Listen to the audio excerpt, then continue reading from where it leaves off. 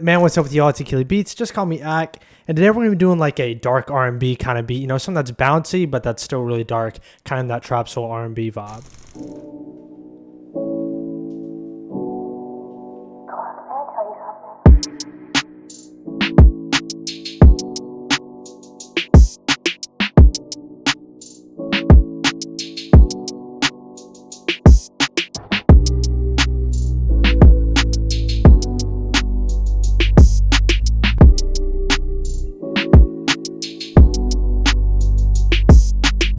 So let's start off by getting into the sample.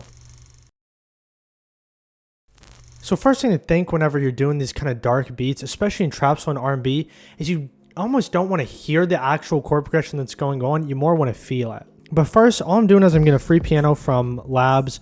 I believe I'm using the tape piano. Yeah, tape piano felt cassette. And I'm playing out this chord progression.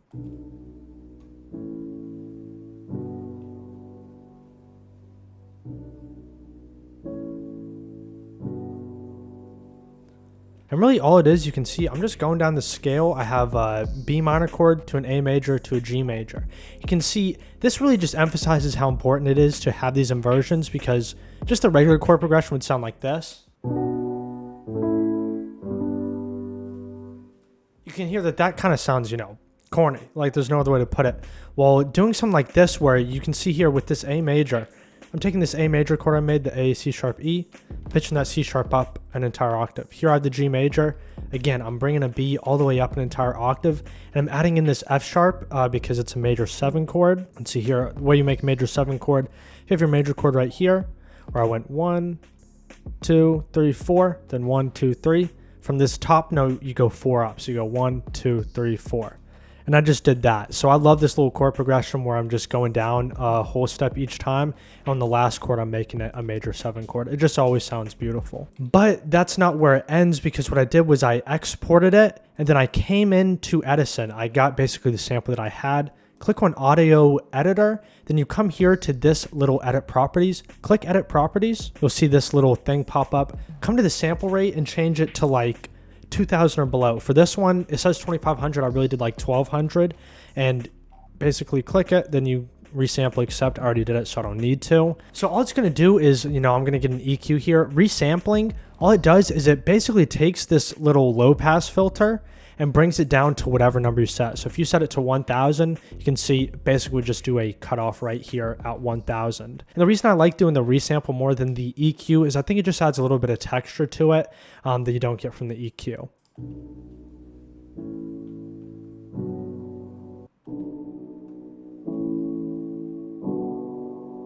Like you can just hear that sounds beautiful. And you know, I really think doing the resample technique really just gives it like a weird bit of grittiness. I don't know how to explain it. But now that we have the chord progression, before we get into the drums, I'm adding in some very subtle bass and also a little bell accent.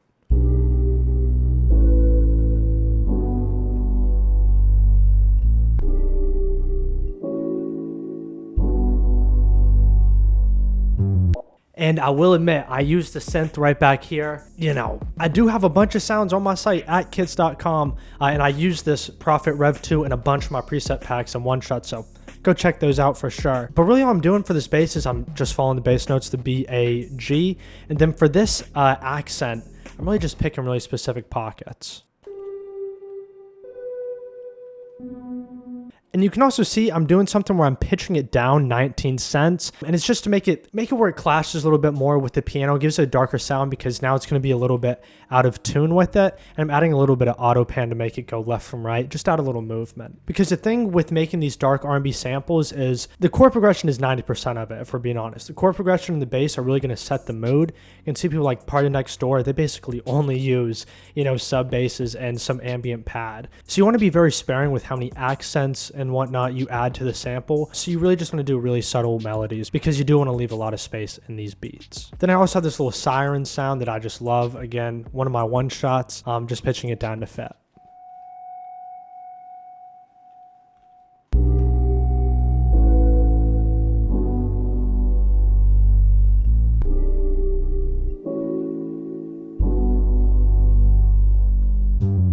And one thing I like about doing these hand played out melodies is that they'll be a little bit off the grid, so the bell and the bass are a little bit off. Just think it adds a more human feel. But now let's get into the drums. So this is the overall drum pattern that we have.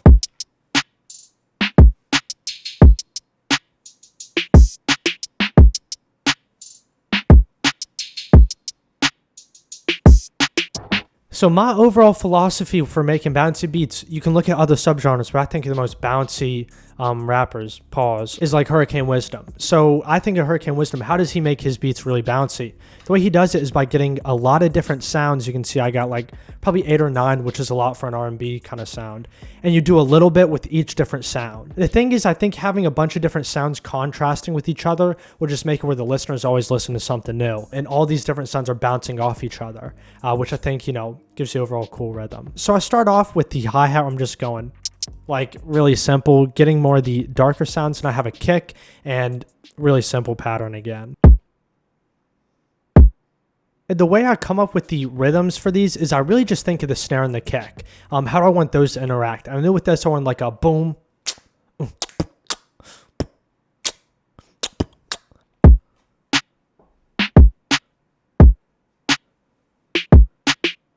As you can hear, 99% of the bounce is coming from the kick and the snare. And I really like getting kind of more of a darker tone within the snare. So getting something that's really distorted, like, you know, that snare. There are a bunch of drum kits on Reddit you can get for free. Then you can hear I'm also adding in these pitched hi-hats, so I'm just doing little rolls. And again, this is just going to add way more bounce to the beat.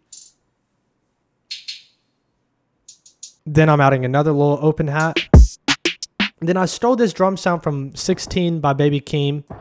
There are just some beats I think you'll hear in your life where you're just like transforms the way you see making beats. And you know, in that beat, they're adding a bunch of like little white noise kind of sounds in it. So I thought I'd throw a little bit of that in there, just add a little bounce. And it's really just like a fill at the end. Then I'm also adding in a 2-step hi-hat, which is happening at the end. And the way I get this is I really just do a fill each 2-step on the hi-hats. And I bring the second hi-hat velocity down a little bit. Then I do Alt-R. And randomize velocity in the pan, and it will just, you know, make it sound a little bit, you know, a little more bouncy.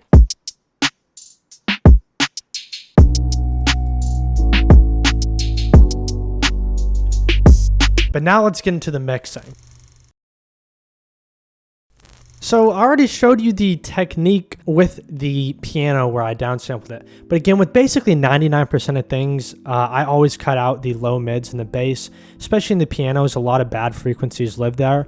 I'm adding a little bit of reverb. I like this FabFilter Pro R, been using a little bit more recently. A little bit of mix, and you can see here I'm coming in and cutting out some of the highs out of the reverb, just to make it a little bit darker.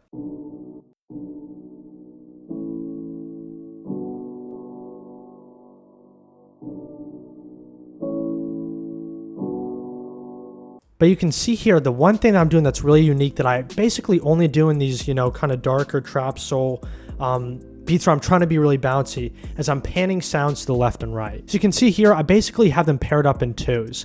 So you can see I have the 2 hi-hats. I have one going to the left, one going to the right. 2 snares, I have one going to the left, one going to the right, then I have my main snare just in the middle. Having these bounce from ear to ear would just sound way better than just having them all down the middle, and would just make it a lot more bouncy.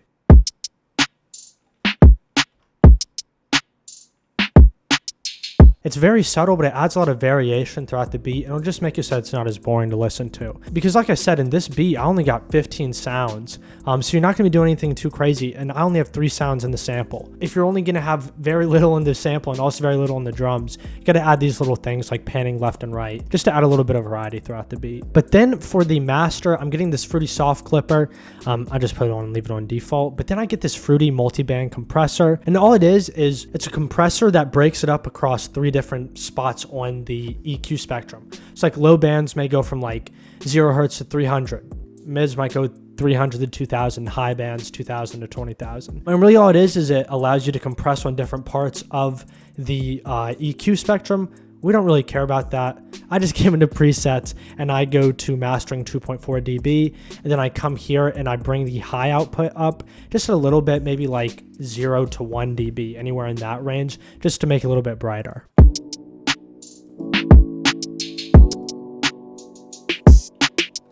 You can hear it just kind of lightens up the beat a little bit. Doesn't make it sound more bright, it just gives a little more air to it because you still want to keep a really dark timbre in it. But then for the layout, I really just have the loop going at the very start with the love filter, which just, you know, kind of cuts off the highs a little more. Just adds a little bit of filter, and then I'm not doing any bass within the first 8 bars because like I said, when you have very few sounds in the beat, you kind of always have to switch up a little bit. So I really just made it where that the bass comes in, you know, after a little bit, just add a little bit more ear candy to make the overall arrangement sound a little better. Then finally, for my favorite little technique, I took the entire sample, pitched it up an octave, then I came over here and added a Fruity Love filter, which cuts it off a bunch. You can hear the difference with and without it.